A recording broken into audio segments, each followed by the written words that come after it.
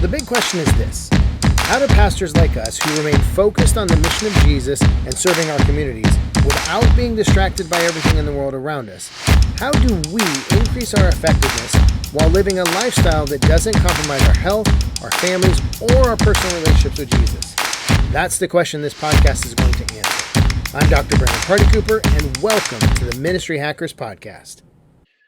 Welcome to this episode of Ministry Hackers Podcast. I hope you guys are doing well. I'm here with my illustrious co-host, Matt Wasbinski. How's it going, Matt? It's going great. So fun COVID update.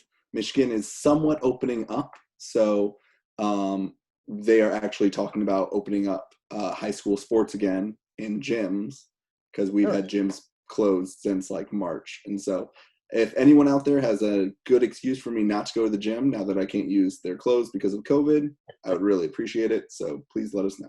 Yeah, it's getting colder. That's a good excuse. Exactly. There you go. It's too cold. I can't go running outside. There we go. Time to hibernate. Exactly. I need that extra little bit of cushion. Yeah. So, all right. Glad we could work that out. Yeah, glad I could help you out there. Mm-hmm. Yeah, it's crazy. You know, we're coming into the fall. School is back in session. So my oldest 6-year-old Aiden had just started first grade. Oh. And so he's super excited. He's now with the big kids. He has 3 recesses and gets to eat lunch at school. So he's very excited. But yeah, it's crazy. School's back in session. Fall is around the corner. So I know fall is my favorite season, so I'm all about it. Like I said, like quarantine and COVID has kind of put a little bit of a damper on it, but I'm very excited. Like even just seeing people with back to school pics. A lot of schools here in Michigan are the whole online thing for the first couple of months. And so it's funny just to see people take pictures and be like, all right, now we're going to our living room to get to school. Yep, exactly. But it's a little bit different, but fall is still pretty cool. Yeah, it is. And football's a week away. So oh my gosh, I know. I'm so excited. Like it's so funny because I feel like a lot of people don't even know that the NFL is about to start. And I feel like the NFL is literally just trying to keep its head down so no one notices, except like the diehard fans who really care, and they don't care like, you know, if they're playing or quarantining or whatever. They just want football. And so, but I feel like the general population doesn't even know like, oh, by the way, like NFL starts like next week. And so I feel like they're just trying to keep their heads down, and then like people will be like, oh, I guess football's happening. Yep, it's right around the corner. No preseason, so no. Oh man, bummer. Bummer. Did my fantasy draft with you. Yeah. That did not go so well. So. Nope. I auto drafted, so that should be rough. I tell myself maybe I like a challenge. Maybe that's the excuse that I'll use is like, I'll just see what I get and then like I'll work my magic, but I'll end up with like 4 wins. It'll be fine. Yeah. Well, COVID will make it more challenging. So exactly. Yeah, exactly. All of a sudden there's like an injury list and a COVID list, and it's just a mess. Yeah. Good time. So big announcement this last couple of weeks. My book, Millennial Leadership, for the viewers, here it is right here. Millennial Leadership is a finalist in the Author Elite Awards. Top 10 finalists. Yeah, thank you. In the business and investing category. Nice. So very excited about that. My book has nothing to do with investing, just to be clear. It's a leadership book. But yeah, so it's going to be a tough category. My mantra in it is beat Jim Edwards. So Jim Edwards is a world-renowned copywriter. That sounds good. Yeah, copywriter sounds better. Wrote the book Copywriting Secrets, which I bought, and is a great book, and is great for anybody who wants to do any copywriting, ads, or anything like that. But he's my target. So if I can beat Jim Edwards, I think I'll be in good shape. So yeah, so I'm excited. That's pretty cool. Like, so first off, right? Yep, like first book. So, I mean, you obviously have your doctorate. You've done a fair share of writing before, but that's pretty cool that like your first one out is already getting, you know, a lot of recognition, a lot of buzz. And so like, how do you feel kind of just like about all of that? Like, I mean, I'm super proud of you, and like, that's just really, really cool. So like, how did you like find out about it, and how did you feel like when you found out about it? Yeah. So I knew that I was nominated back in April. And so, you know, through the summer, everything's just been so crazy that, you know, there was public voting. That's one of the categories. Yeah. And so, you know, pushed it a little bit in April, hey, vote for my book. And then just because of everything, just kind of forgot about it. And so then I knew the announcement was coming up about the books, like which ones were going to be finalists. And I just made the assumption, I wasn't going to be in there. And so the day of, I was busy doing something else, and I started getting text messages. Hey, congratulations on your book. I was like, what? No, I tuned in, and sure enough, there I was. That is so cool. So I'm guessing this is not like the Oscars where, well, I shouldn't even say the Oscars, because I was going to say like that everybody knows, but not everybody knows the Oscars either. I'm a film nerd. And so who are you up against? Like, who kind of is making these decisions, all that sort of stuff. So, yeah. So the way it works for a lot of book writing awards is that some of them you can enter, some of you get nominated, it just depends on how it is. So this one, there is kind of a nomination process. Mm-hmm. So then once you're nominated and you're in the pool of books, then there's a panel of judges that go through the whole criteria and work their way through. So the Author Elite Awards are associated with the Igniting Souls Tribe, which is it's the CEO of that's Carrie Oberbrunner, and he kind of has built this tribe, is what he calls it, but he's built this community of business leaders, authors, just a great group of people who are really focused. Their tagline is being soul on fire, and the whole focus is just to be individuals who are changing the world, who are making a difference, bringing positivity, bringing hope through whatever it is, whether it's being an author, whether it's being a business entrepreneur, whatever. And the community is just a whole bunch of different people with kind of a like mind. And so, we hold a conference every year, the Igniting Souls Conference. And so that's coming up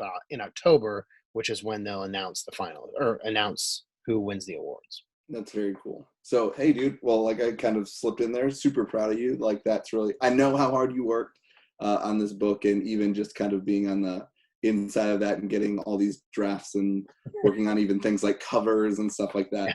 I know you put a lot of work into it, and very, very qualified to be speaking into it. So, so what made you like really even want to write a book about millennials? Because honestly, like, I feel like most books about millennials are like that. We are a headache and that like, we like, we're on our phones all the time and we're unproductive and all that sort of stuff. But you really took a positive look at millennials. And so like, what made you even want to write a book about millennials? Yeah. So, the book is the product of my doctoral degree. Mm-hmm.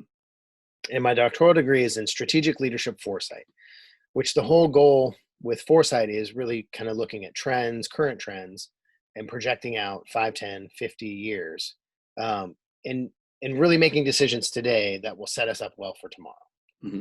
And so as I was going through the degree and, just looking at a lot of different elements of the future and foresight, the one thing that kept coming back, and part of it's just because of my background in ministry and working with students, youth students and college students, and most of them, I think all of them actually through my career have been millennials. Mm-hmm.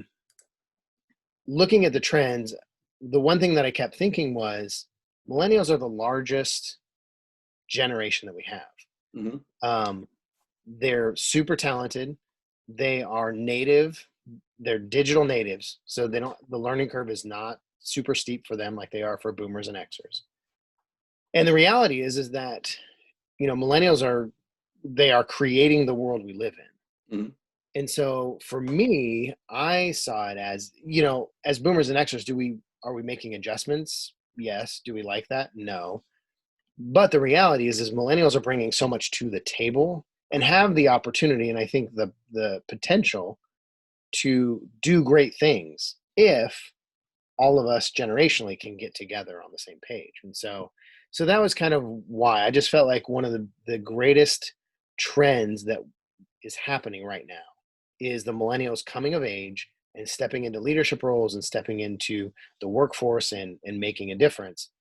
And so I just felt like there needed to be something to guide boomers and Xers, but then also empower millennials. Because you're right, a lot of the literature is either written by millennials and Mhm. it comes off relatively defensive, Yeah. or it's written by boomers and Xers and it's not super encouraging for Hmm. millennials. It's more, it's more about boomers and Xers trying to manage them Yeah. rather than tapping into the great potential that they have. Yeah, exactly. When we were talking earlier, I said one of the things I really like about the way that you write about millennials is most of the literature and articles that I've read are millennials are a problem and you look at their potential. And I think that that's something that's super needed, kind of in our realm of ministry, especially. You have a lot of lead pastors who are dealing with staff that is, um, definitely millennial age, and even people where maybe it's even boards and things like that where their lead pastors are now millennials, Mhm. and your church is going in that direction, and your target market, if you will, of young families is millennial families. Right. So it's not even the teenager with a skateboard anymore. It's like No. they are the people who are making up your board. They are your main givers. They are the people who are the people who are your ministry leaders. Hmm. And so much of the literature that I've read up to this point is basically how do we make them more like boomers, like, and how do we kind of tweak and change like their mindset and how they're kind of hardwired How do to we fix them? exactly how do we fix them. Right. And you really love to kind of point out the potential if we can tap into, not throw everything that you've ever learned as a boomer out the window, but kind of look at all the potential and here are the positives Yeah. and how to navigate and empower millennials to actually do great things for the business world or the kingdom of God or wherever they might be. And so Yep. uh, for as a millennial, I really, really appreciate that.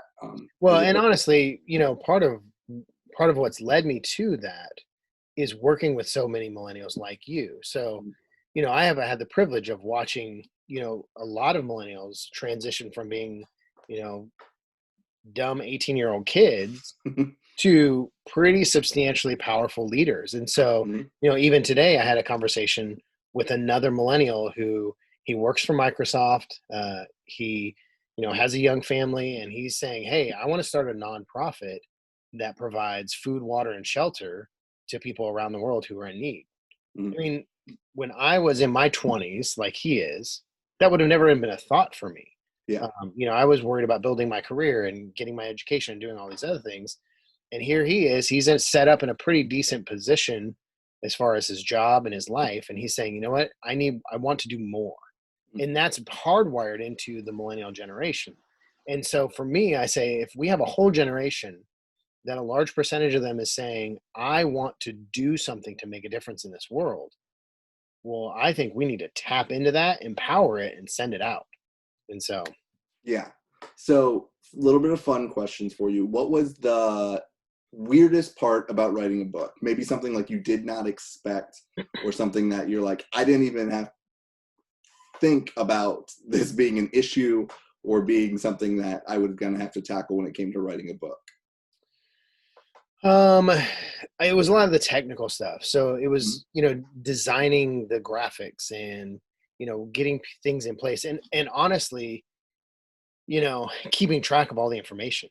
So, I, in a book, in a fiction book, you're dealing with so many details to make sure there's continuity through it. Mhm. Well, in a nonfiction book, you can almost pull pieces out and they can stand on their own, but they still have to make sense as a whole book. And Mhm. so that was one of the things that, I wrote the book in about 6 weeks. Mhm. And so just trying to keep track of all the pieces as I was writing. And, and then I also had to, so I wrote probably about 75 pages. And then I was meeting with my doctoral professor who was overseeing the project.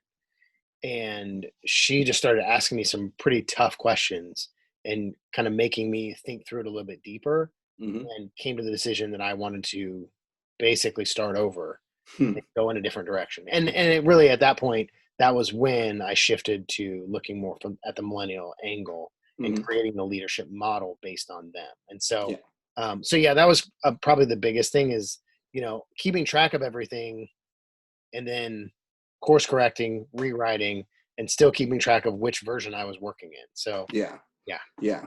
Seems like a headache, but it turned out great. So one of the like core things, so I would say probably one of the cornerstones of the book is you made something called a Millennial Leadership Model. Right. So were you the inventor of this, I suppose, Yes. is the best. Yeah. So Yeah. so yeah. So basically, when we talked about this, you said that this is probably one of the most important things as far as being a leader and what people are going to look for in leadership and what people are going to desire in leadership kind of moving forward into the future. You were talking about one of your things as being a futurist. So being able to look 5, 10, 15 years down the road, not just for today, but in the future, what's going to be successful. So can you kind of like break down like what is that model and why do you think that's so important? Yeah. So the millennial leadership model is really based on the the millennial generation is creating the world we live Mhm. in. And all of us sense it, whether we can put our finger on it or not. We all sense the shift in leadership that's happening. And we might be able to point pieces out and say, oh yeah, that looks different than what I'm used to, or that works differently. Or even for, boomers and Xers, some of us are doing the same things we've been doing for the last 20 or 30 years, but they don't work the same way they used to. Mhm. And the reason is because the world that's being created, partially by millennials, but partially by boomers and Xers, who are just advancing us as a society, we are creating an environment that old leadership models don't work. Mhm. And as millennials are coming in, we need to adjust the leadership to fit the world they're creating. And so what I did was I kind of looked at, okay, what world are they creating? Mhm. And what I realized is they're creating a world that's a lot more collaborative. It's a lot more team oriented. It's a lot more focused on helping one another be successful rather than I'm going to beat you, so that Mhm. I'm successful. And boomers, kind of understand that. One of the challenges that boomers had as a generation is when they came into the workforce.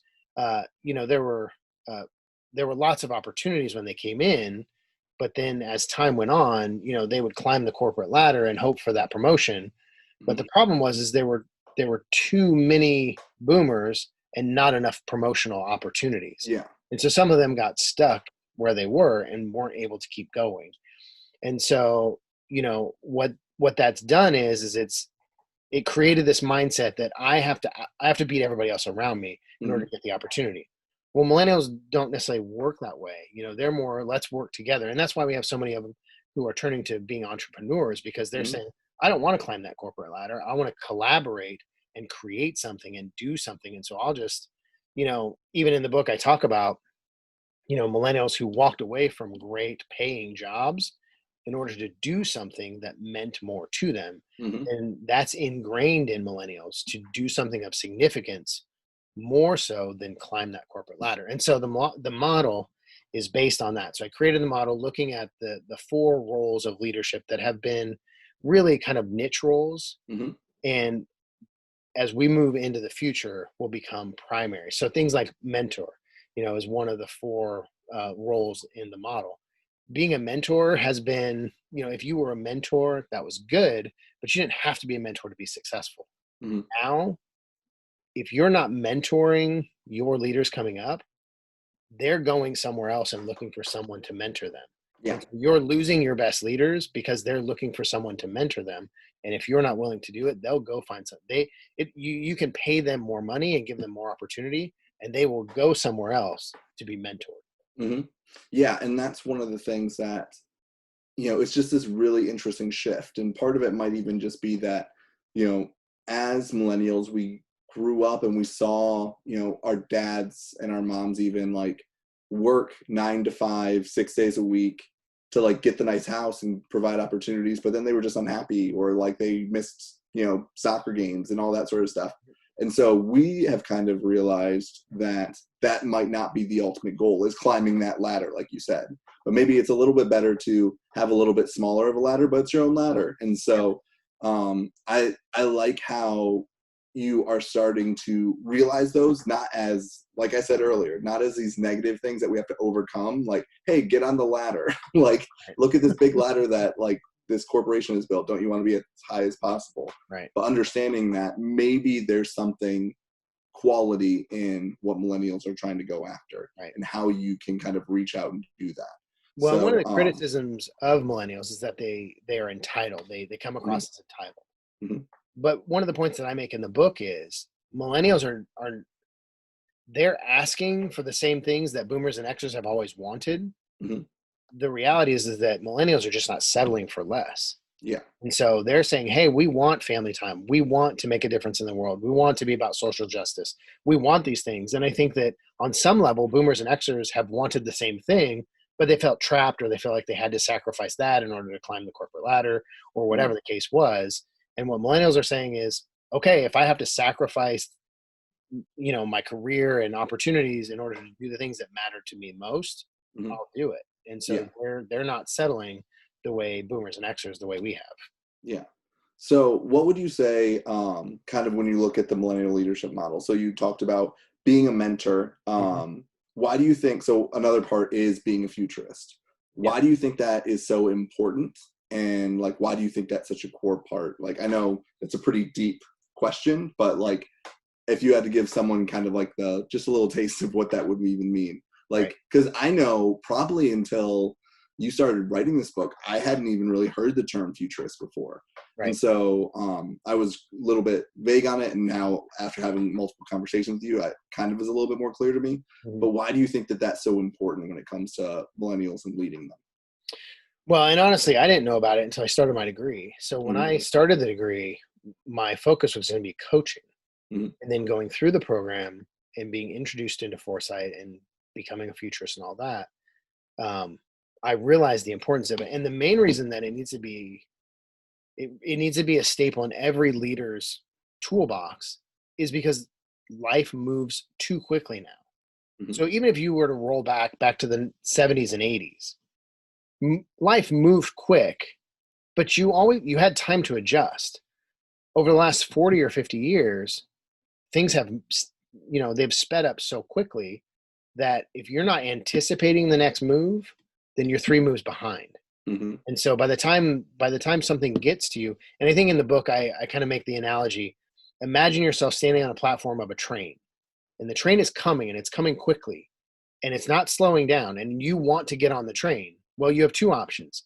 You can either wait until the train is near you, and then you can try and run and jump on it, but by the time you run and jump on it, it's already passed. Mhm. Or you can start running before the train even gets to you, and by the time the train gets to you, you're already running and can Mhm. jump right on it. Yeah. And that's really how life is working, especially for leaders. If leaders are not looking on the horizon and anticipating what's happening, then it's going to be here and gone, and now you're playing catch up. Mhm. And in some ways, if you're playing catch up, you're dead in the water. Yeah. And you look at organizations like Blockbuster or Kodak are good examples of, you know, the digital adjustment was happening, and they even saw it and kind of pretended like it wasn't a threat. Mhm. And Blockbuster is a great example. Once they kind of adjusted and said, okay, we're going to do digital, and they started offering digital movies, it was already too late. Yeah. They were already behind the curve so much that they couldn't keep up and ended up having to file bankruptcy and shut down. Kodak, Yeah. same thing. Yeah, and that's super funny because like I even remember there was that season of them trying to push digital. I remember they had like basically red box machines that were Blockbuster machines. Yeah. And yeah, so but like you said, at that point people have already moved on to Netflix. And so if your style of leadership is let's see how it goes, or let's kind of see how everyone else does it and then jump in, by the time that you decide to jump in, like you said, that train's already passed. Right. Well, So the irony is that Blockbuster had the opportunity to purchase Netflix for like just a few $1 million, mhm, and they said, "Nah, it's not even worth it." And mhm. I think it was 5 years later they shut their doors. Yeah, and now Netflix is worth billions of dollars. Exactly. That's yeah. So yeah, I think that's super great. And like I said, one of my favorite things about the way that you write is just the optimism of it. And just like I said, as a millennial, to have someone kind of point out the pros of being a millennial instead of just saying, hey, here are all the ways that millennials are kind of off and the things that you'll have to fix about them, I think is really great. And even I would really encourage people who maybe they aren't millennial, maybe they are an X or a boomer, and they're thinking, well, like, I don't want to read about, like, know what I mean? Because, I'm sure even millennials, like, we are stuck in our ways. Like, we like what we like. But I would really encourage people to kind of give this a shot, because there's so much that you can be learning. And like you said, this change is already happening. Yeah. And the shift is already happening. And so, like, it kind of reminds me a lot of you and how we've had to deal with COVID. Like, on that online shift, we've talked about it, is happening, is happened. And so if you say, hey, well, you know what, we just don't really need a Facebook page, right, or we don't need to live stream, like, by the time that you have figured out, like, 3 months in, that, like, this is kind of stuck, like, people have found somewhere else to worship because they weren't getting fed because they couldn't come to the building. So same thing when it comes to millennials. Like, your boards, your key families, when it comes to churches, your ministry leaders are going to be millennials if they're not already. And so, if you're dragging your feet, then, you're just kind of shooting yourself in the foot. But I would highly recommend to read this. So then you can see, how can I best inspire, and how can I best work with my congregation, which is becoming much more millennial, and my leadership team, which is much more millennial. Yeah. And I appreciate that. And I think, in the book, I make the correlation between millennials and the greatest generation, the World War II generation, because there are a lot of similarities in how both generations grew up and developed. And to your point about, as far as ministry goes, your millennials are the ones who are more innovative. They're socially driven. They're looking for a cause. They're looking for something to get behind. Unfortunately, with church, just in general, we are not tapping into that a lot of times because we can't relate to them.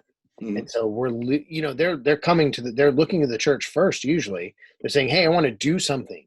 And they're coming to our churches, and our churches aren't doing anything. And so they're like, okay, well, I'll go to this nonprofit or this charity, or I'll do something else because our church isn't doing anything. And, for us, there's so many things we can do in our own communities. There's people in need. There's all kinds of things. We just need to open those doors, and millennials will walk through them. Yeah. And I think that, especially I know that we know a lot of pastors who are maybe bivocational, or, trying to revitalize a church or whatever that might be. Like, this should be like a huge bell that's ringing in their head. Is that millennials, because what it used to be, like you said, the boomer generation, it was climbing that ladder. Like, to get the best people, you had to pay the best, you had to have the best benefits, and you had to, and I'm not saying go and be cheap to millennials. I mean, reinstate that. But what I am saying is, there are plenty of millennials who, like, I'm even thinking of our friend Alan, who is about to launch a church. And, like, I'm super excited for that. And hearing, like, I've had a few phone conversations with him, and just hearing the passion in his voice. But when people get inspired, like, he's had people move from California and, like, all over the country that said, hey, like, you don't need to give me a paycheck. Like, I'll just get a regular job, but, like, I will uproot my life and move to help you plant this church without a paycheck, without a title, without anything, because they believe in the vision of what's being communicated. Right. And so I think if boomers could kind of snatch onto that, because I think so often they say, well, we just don't have the resources, or we can't afford this, or we can't do that. But so much of it is, if they can tap into that, the inspiration that millennials have of, hey, you can make a difference here, and you can make an impact here, then I think that they could bring up so many great leaders in that. And so, so reading that in the book is just really cool to hear, like, the optimism that you have for millennials. And so I'm super excited. And I know that, like you said, the actual voting is happening right now right now. Okay. Yeah. So how do we get you to win, so then you can beat your arch rival?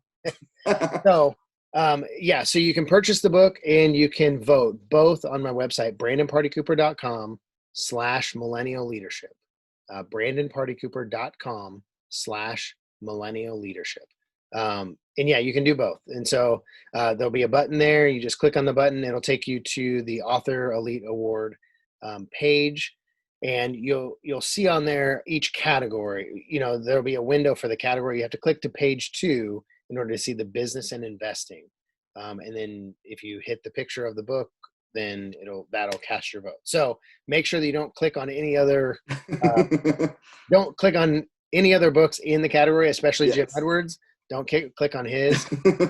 Just scroll down and click on mine. That's how you vote. So, but yeah, that's how you do it. You can go to the website, click the button. It'll take you to their website, and then you go to page 2 and hit Millennial Leadership. That'll do it. All right, awesome. Well, Brandon is not a self-promoter. He's a very humble guy. So I'm telling you, go vote for him. Go buy the book.